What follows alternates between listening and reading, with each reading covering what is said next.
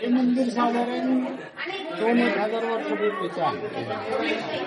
पूर्वी हे श्रीकृष्ण मंदिर म्हणून ओळखलं जायचं. महानुभाव पंथाचे तिसरे अवतार श्री चक्रपाणी महाराज यांचं हे जन्म ठिकाण आहे. तर जय श्रीराम फलटणकर. आपल्या फलटणमधली मोठी यात्रा म्हणजे आपल्या फलटणमधली घोड्याची यात्रा.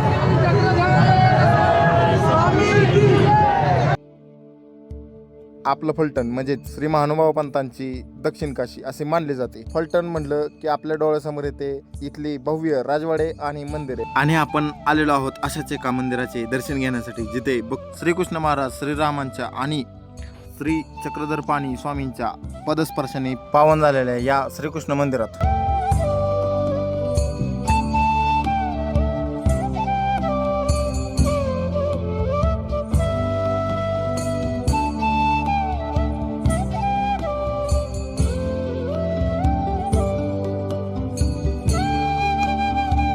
घोड्याची यात्रा जवळ आली होती म्हणून दर्शन करायला आलो.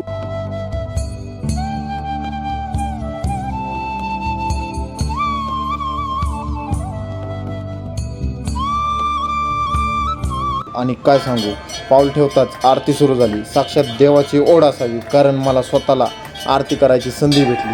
हे भाग्यच म्हणावं लागेल.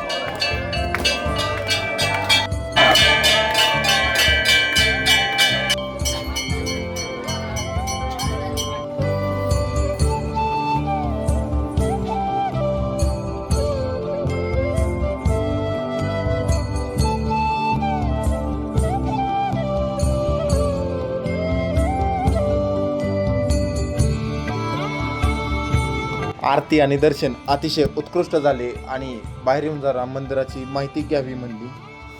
हे मंदिर साधारण 2,000 वर्षापूर्वीचं आहे.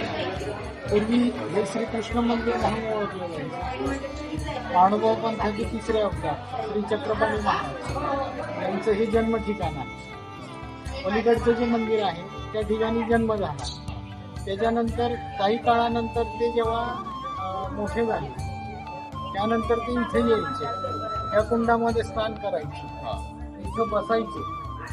गावातले जे महाजन होते ते त्या काळातले जे पंडित लोक होते ब्राह्मण समाजात त्यांच्याशी चर्चा व्हायची. आणि अशा अनेक वेळेस जे रोजचं त्यांचं जो दैनंदिनी होतो त्या पद्धतीने ते इथं यायचे. पाण्याचं काय विशेष?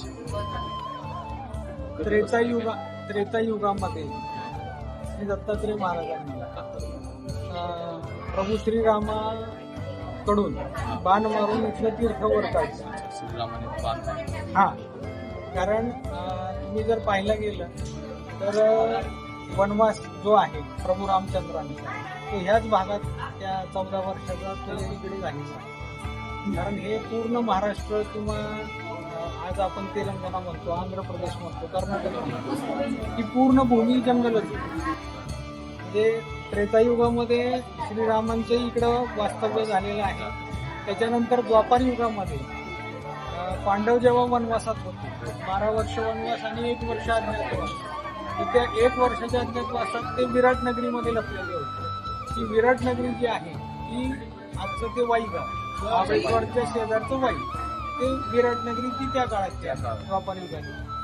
आणि आपण म्हणजे आम्ही वैयक्तिक जो श्लोक म्हणतो फलस्त नगरे जातून, त्या काळी इथे फलस्त नावाचे ऋषी राहायचे. ऋषी फलस्त. हा, फलस्त नावाचे ऋषी. आणि त्यांचं दर्शन घेण्याकरता भगवान श्रीकृष्ण महाराज किंवा विराट नगरीमध्ये अभिमन्यूच्या विवाहासाठी जात असताना भगवान श्रीकृष्णाचा मुक्काम फलटण नगरीत झालेला. म्हणजे असं अनेक पौराणिक म्हणजे महानुभाव पंथाने तिसऱ्या अवतारांचा तर जन्म झालेलाच आहे, परंतु भगवान श्रीकृष्णाचंही इथं वास्तव्य झालेलं आहे.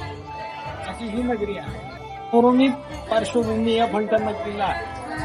त्याच्यामुळं महानुभाव पंथीयांची दक्षिण काशी याला म्हटलं जातं. दक्षिण काशी म्हणजे त्रेतायुगापासून इतिहास आहे. त्रेतायुगापासून फलटण नगरीचा इतिहास आहे. घोड्याची यात्रा बद्दल माहिती. यात्रा कशासाठी निघतो? घोड्याची यात्रा म्हणजे एक प्रकारे भगवान श्रीकृष्णाचं वाहन आहे. आणि जरी घोड्याची यात्रा म्हटली जाते तरी पालखीमध्ये जी मूर्ती आहे ती म्हणजे श्रीकृष्ण महाराजांचीच मूर्ती आहे. आणि पूर्वीच्या काळी म्हणजे लोकांना एकत्र येण्यासाठी जसं आजही आपण अनेक हिंदू परंपरा पाहतो की एखादा समजा म्हणजे बारशाला नाही पोहोचला तर पुढं कुठल्या ना कुठल्या तरी विधीला पोहोचतो. ह्या ज्या परंपरा आहेत म्हणून ह्या यात्रेचा जो कालावधी आहे तो 6 दिवसांचा आहे की त्या काळामध्ये बऱ्यापैकी लोक शेतकरी असायचे, त्यांना नाही पोचता येत नव्हतं, कधी उशिरा म्हणजे आज सुगी उशिरा झाली तर त्याच्यासाठी जो कालावधी तो 6 दिवसांचा आहे. त्याच्यामध्ये ह्या मंदिरपासून श्री आबासाहेब मंदिरापर्यंत छबिना निघते रात्री आणि 6व्या दिवशी पालखी नगर प्रदक्षिणेला जाते.